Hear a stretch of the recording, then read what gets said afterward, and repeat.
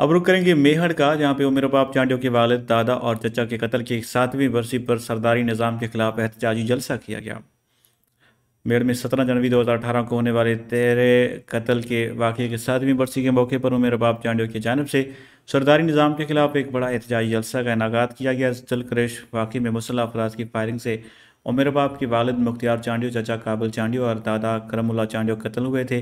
उमर बाप चांडियो नंगे पाँव जलसे गाह पहुंची, जहां उनका इस्तकबाल सरदारी निज़ाम के खिलाफ पुरजोश नारों से किया गया। जलसे में अवाम का वकला, ताजरों के साथ मुख्तलिफ सियासी समाजी जमायतों के रहनुमाओं ने भी शिरकत की।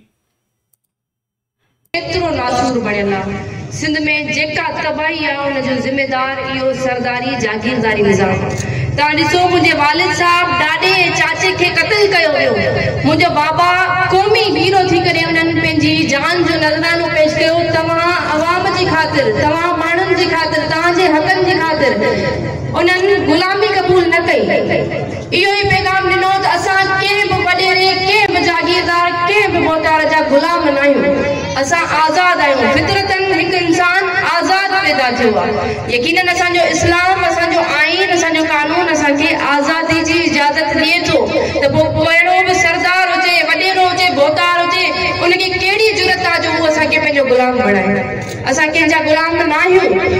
ऐं अॼु हिते गॾु थी करे असां इहो ई पैगाम ॾियूं था त इंशाअल्लाह असां पंहिंजे शहीदनि जे खून जो इंसाफ़ वठी रहंदासीं।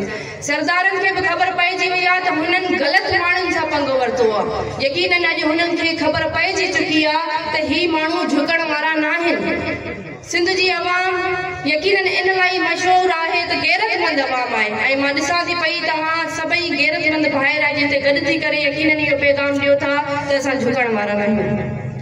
असांजी केस जी अगरि मां ॻाल्हि कयां त कहिड़ी स्टेज ते आहे त यकीनन असांजो केस तमामु बहितरीन तरीक़े सां प्रोसीड थियो आहे।